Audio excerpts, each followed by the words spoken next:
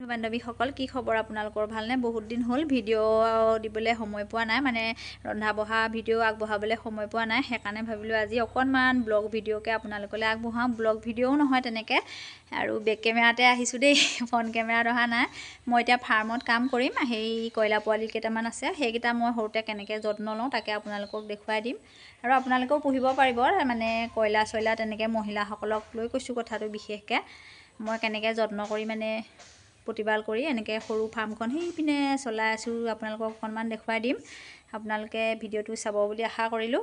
আৰু ব'লক এতিয়া ফাৰ্মখনকে অকণমান দেখুৱাই দিছোঁ আপোনালোকক লগতে মই কয়লা পোৱালিখিনি সৰুতে কেনেকৈ যত্ন লওঁ সেয়াও আপোনালোকক দেখুৱাই দিম এতিয়া আহক আৰু এয়া মই ফাৰ্মৰ ভিতৰত আহি গ'লোঁ এয়া অকণমান দেখুৱাই দিছোঁ এইখিনি সৰু সৰু কয়লা পোৱালি আজি 3 দিনমান হৈছে ইয়াত 150টা কয়লা পোৱালি আছে বেছি নহয় দেই সৰু ফাৰ্ম কাৰণ মই যিহেতু মাইকী মানুহে চলোৱা ফাৰ্মহে আৰু সেইকাৰণে কমকৈ পুহিছোঁ তাৰমানে বেছিকৈ পুহিলে পইচাও কথা থাকে আৰু ইফালে কষ্টও হয় এতিয়া সৰুতে বাৰু ইমান কষ্ট নহয় আৰু কয়লা পোৱালিয়েই হওক বা ব্ৰইলাৰ পোৱালিয়েই হওক সৰুতে এনেকৈ সৰুকৈ ঘৰ এটা বনাই ল'ব লাগে মানে মেইন ফাৰ্মখনৰ ভিতৰতে সৰু সৰুকৈ এনেকৈ ঘৰ বনাই ল'ব লাগে তাতে এনেকৈ ভুচি দিব লাগে ভুচি দি পেপাৰ পাৰি দিব লাগে তেতিয়া মানে কয়লা বা ব্ৰইলাৰ পোৱালিখিনিয়ে আহিয়ে যাতে ভুচিখিনি খাই নিদিয়ে নহ'লে মানে কি খাব লাগে কি খাব নালাগে নাজানে ন প্ৰথম আহোঁতেনে নহ'লে ভুচিবিলাক খাই দিলে পোৱালিখিনি অকণমান মৰি থাকে এনেকৈ পেপাৰ পাৰি দিব লাগে পেপাৰৰ ওপৰত এনেকৈ ধুনীয়াকৈ দানা পানীখিনি দি দিব লাগে মই অকণমান আপোনালোকক দেখুৱাই দিছোঁ এয়া মোৰ 3 দিনমান হৈছিলে পোৱালিখিনি আৰু এইখিনি মই 3 দিনৰ পিছত পেপাৰখন অকণমান বেয়া হৈ গৈছে দানা চেনা পৰি আৰু অকণমান ডাঙৰ হৈছে যিহেতু সিহঁতে খুচৰি থকাৰ কাৰণে পেপাৰবিলাক ফালি পেলাইছে আৰু ভুচিবিলাক এটা দুটা খাই দি আছে এতিয়া মানে জনা নাই ন এতিয়ালৈকে ভালকৈ যে মানে ভুচি খাব নালাগে দানা খাব লাগে বুলি সেইকাৰণে আকৌ নতুনকৈ এনেকৈ পেপাৰ পাৰি দিছোঁ অকণমান এয়া দেখুৱাই দিছোঁ ফাৰ্মৰ ভিতৰত কাম কৰি থকা এনেকৈ গোটেই পেপাৰখিনি মই ভালকৈ গুচাই ঘৰৰ খোটালিৰ পৰা নতুনকৈ এনেকৈ পেপাৰখিনি পাৰি দিম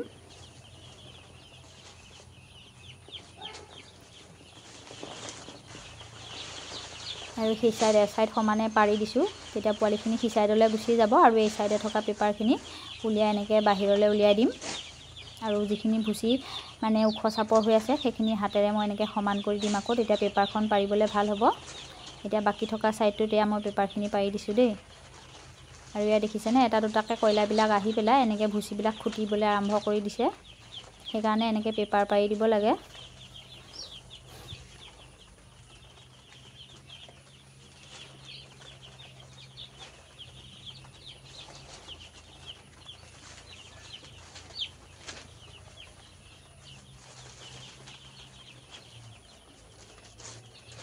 গোটেই ভুচিখিনি এনেকৈ মানে ভুচি নহয় দেই এইখিনি ফলিয়াটো এইখিনি ঢাকি দিব লাগে এনেকৈ এসপ্তাহমানলৈ পেপাৰ পাৰি থাকিব লাগে আৰু পেপাৰবিলাক এনেকৈ সলাই থাকিব লাগে একেদিনাই মানে ইলুটি সিলুটি কৰি থাকিলেও হ'ল এতিয়া এইখিনি চফা কৰি হোৱাৰ পিছত মই এনেকৈ ডিমৰ বাকলি 4 চলাত দানা লৈ লৈছোঁ মানে সৰু হৈ আছে ন বাচনত দানা দিলে পোৱালিবিলাক বাচনত সোমাই মৰি মেলি থাকিবও পাৰে সেইকাৰণে এনেকৈ ডিমৰ বাকলিত মুকলিমূৰীয়াকৈ খাবলৈ দিব লাগে ডিমৰ বাকলিখনত উঠি সিহঁতে খাবও পাৰিব ডাঙৰ হোৱাৰ পিছতে বাচনত দিব লাগে নহ'লে কিবা সৰু থাল চাল থাকিলে তেনেকৈ তাতো দিব পাৰে কিন্তু ডিমৰ বাকলিত দিলে বেছি ভাল হয় ডিমৰ বাকলিখিনিৰ ওপৰত উঠিব পাৰে এতিয়া তাতে উঠি এনেকৈ খাবলৈ আৰম্ভ কৰি দিব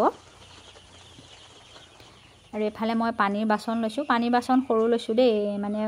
কয়লা পোৱালিখিনি যিহেতু সৰু হৈ আছে কয়লাই হওক বা ব্ৰইলাই হওক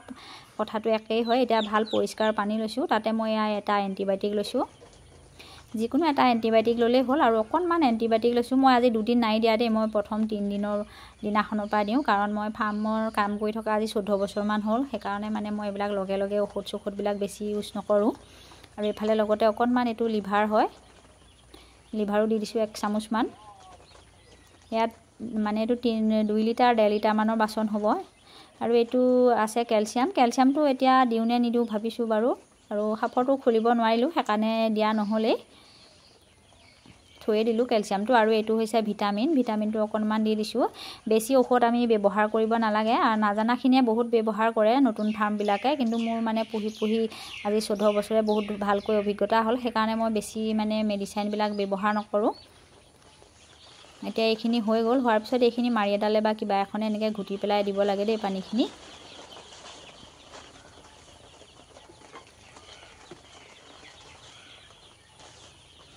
আৰু পানীখিনি দিবলৈ এনেকৈ বাচনটো অকণমান ওপৰত উঠাই দিব লাগে, তেতিয়া মানে ধুনীয়াকৈ এইখিনি সিহঁতে মানে পানীত পেলাব নোৱাৰে আৰু বাচনটোতো সিহঁত সোমাই যাতে জোবোৰ খাব নোৱাৰে। সেইকাৰণে এনেকৈ দুফাল বাঁহ বা ইটা বা কিবা মানে ঢুকি পোৱা জোখত এনেকৈ দিব লাগে পানীখিনি, তেতিয়া মানে এনেকৈ বাচনটোত কয়লাখিনি সোমাই নাযায়। ঠাণ্ডা মানে গৰম দিনত একো নহয় ভিজি গ'লে কয়লা পোৱালিখিনি, কিন্তু গৰম দিন কাৰণেহে একো নহয়, ঠাণ্ডা দিনত আকৌ মৰি থাকে পোৱালিখিনি। আৰু এতিয়া মই এইপিনে ঔষধখিনি সানি দিলোঁ। এতিয়া আপোনালোকক আৰু এটা বাচনত পানী দি দিম বাৰু, কিন্তু মই আটাইখিনি আৰু দেখুৱাই থকা নাই, ভিডিঅ'টো যিহেতু দীঘল হৈছে, ইমান সময় মানুহৰ চাবলৈও ধৈৰ্য নাথাকে। আৰু এইফালে দেখিছেনে ধুনীয়াকৈ পৰিষ্কাৰ কৰি হোৱাৰ পিছত মই আপোনালোকক আজি কয়লা পোৱালিখিনি দেখুৱাই দিছোঁ। এনেকৈ ডিমৰ বাকলিখনত দানা খাবলৈ কিমান সুবিধা হৈছে, সেয়া খুৱাই খাইছে আৰু নোখোৱাখিনি এনেকৈ ধুনীয়াকৈ শুই আছে। দেখি খুব মৰম লাগে দেই এনেকৈ পোৱালিবিলাক।